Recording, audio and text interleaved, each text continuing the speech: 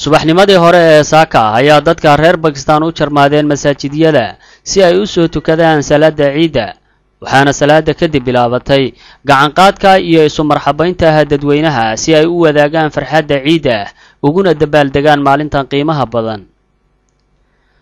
inkastoo wadamada islaamka gabi ahaanba laga ciiday shalayto ayaa haddana guddiga Pakistan u qaabilsan ilaaminta ciidaha waxa ay sheegeen in ciida Pakistan ay ku aadan tahay maanta oo taariikhdu tahay 17 bisha November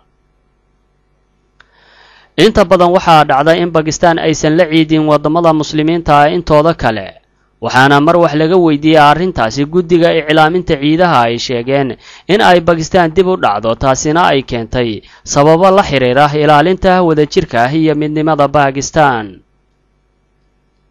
dadka reer Pakistan oo gaaraya 170 milyan ayaa waxa ay yihiin kuwa tixgeliya amarna ka qaata madaxda qaabilsan ilaaminta ciidaha waxaana taasi bulshada reer Pakistan u horseeday khilaaf la'aan dhanka ciidaha iyadoo dhammaan dadweynuhu hal mar wada ciidaan hal mar ahna wada soomaan dadka Soomaaliyeed ee ku nool Pakistan ayaa waxa ay ku khasban yihiin hadba maalintii ciid u Pakistan inay la ciidaan waxaana la kulmay qaar ka mid ardayda Soomaalida kuwaas oo jecel in ay farxadda ciida la wadaagaan eheladooda iyo qaraabadooda ku kala nool qaaradaha adduunka. Assalaamu calaykum warahmatullaahi wabarakaatuh. Anigoo shakhsi ismaashira oo dhigata Karachi University mid wanaagsan dhammaan ummadda Soomaaliyeed meel kasta ay joogaan waxaan leeyahay mid wanaagsan waxaan kaloo salaamayaa TV-ga Universal waxaan salaamayaa hooyaday macaan Ibraahim Bulaale iyo walaalahayga aan magacyadooda soo koobi karin waxaan kaloo salaamayaa adeeraday eedooyinkayga dhammaantood waxaan si gaar ah u salaamayaa eedaday noloshire waxaan kaloo salaamayaa Yuusuf Deeq Cabdullaahi oo jooga dalka Canada waxaan kaloo salaamayaa dhammaan ummadda Soomaaliyeed inta muuqayga iyo magacayga taqaano waxaana leeyahay ciid wanaagsan ciideedana waxaan rajaynaynaa in aan ku gaarno bashbash iyo barwaaqo iyo dawlad anigoo bismillaahir rahmaanir rahiim anigoo magacayga Maxamed Cabduqaadir Maxamed halkaan maanta waxaan ka salaamayaa oo fursad wanaagsan waalidiintay oo kala ah hooyaday macaan Xaawa Cabdi Cusmaan aabbahay Cabduqaadir Maxamed Ciid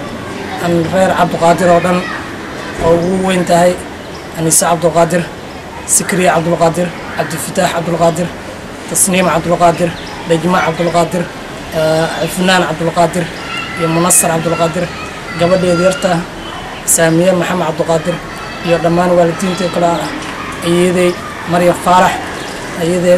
ayeeday kale Faaduma Yuusuf an dhammaan abtiyaashay iyo caruurtooda habriyaashay iyo caruurtooda eedayaashay caruurtooda iyo dhammaan asxaabteeda waxaan idin leeyahay inta taqaanay inta aqoon ciidul adha ciid wanaagsan ciideeda kale ilaahay noo geeyo nabadii barwaaqo ku hesho bismillaahir rahmaanir rahiim anigu haween mira wadari waxa ka faa'iideysanayaa fursadan qaaliga waxa salaamaya dhammaan ummadda Soomaaliyeed meel kasta joogaan gaar ahaan hooyaday Saadiya Cabdille iyo aabahay mira wadari iyo walaalahay iyo abtiyaashay iyo adeeraday iyo caruurtooda intaba waxaan leeyahay ciid wanaagsan sidoo kale waxaan salaamayaa dhammaan ummadda Soomaaliyeed iyo muslimiinta meel kasta joogaan ciid wanaagsan bismillaahir rahmaanir rahiim anigoo magacaygu yahay Ibraahim Maxamed Colaad waxaan halkan ka salaamayaa munaasabadda ciida awgeed shaqaalaha Universal TV iyo adigoo saaxiibka Duraan iyo dhammaan ummadda Soomaaliyeed intaas kadib waxaan salaamayaa hooyaday Faadimo Jibriil iyo dhammaan walaalahay Shariifo Maxamed Colaad Mukhtaar Maxamed Colaad Ismaaciil Maxamed Xasan Colaad iyo Maxamed Xasan Colaad iyo Axmed Xasan Colaad iyo Ayaan Xasan Colaad waxaan sidoo kale salaamayaa dhammaan adeeraday adeerka Axmed Colaad iyo caruurtiisa adeerka Cabdi Colaad iyo caruurtiisa iyo adeerka Cabdi Alxad iyo caruurtiisa iyo adeerka Cabdi Wali sidoo kale waxaan salaamayaa eedaday Faadimo Colaad iyo caruurteeda iyo eedaday Sahra Maxamed Aar iyo caruurteeda waxaan sidoo kale salaamayaa walaashay ayaan shaqaysan oo joogta Ingiriiska London iyo sidoo kale iyo Star Maxamed oo ayadana walaashay ah waxaan sidoo kale salaamayaa dhammaan ummadda Soomaaliyeed iyo asxaabteeda qaaliga oo aan halkan ku soo koobi karin iyo inta maqalkayga iyo muuqaalkayga taqaano oo aan leeyahay ciid wanaagsan dhammaantiin toddobaadyadii la soo dhaafay ayaa Pakistan si weyn looga dareemayay u diyaar garowga ciida iyadoo aad arkaysay gadashada noocyada kala duwan ee xoolaha waxaana xusid mudan in ciida Pakistan aan laga dareemayn dadka oo kaliya balse aad arkaysid geedaha laftooda oo iyaguna la ciidaya dadka iyadoo lagu xardhay waxyaabaha qurqurxan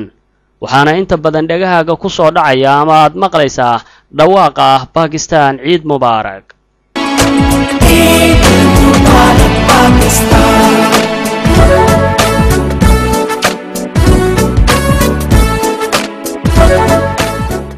si kastaba ha ahaatee iyadoo Pakistan ay ka jiraan firqooyin badan ayna sidoo kale dadka reer Pakistan yihiin kuwa ku kala hadla luqado kala duwan ayaa haddana waxa ay ku heshiiyeen in ay hal mar ciidaan ama soomaan si loo ilaaliyo midnimada Pakistan.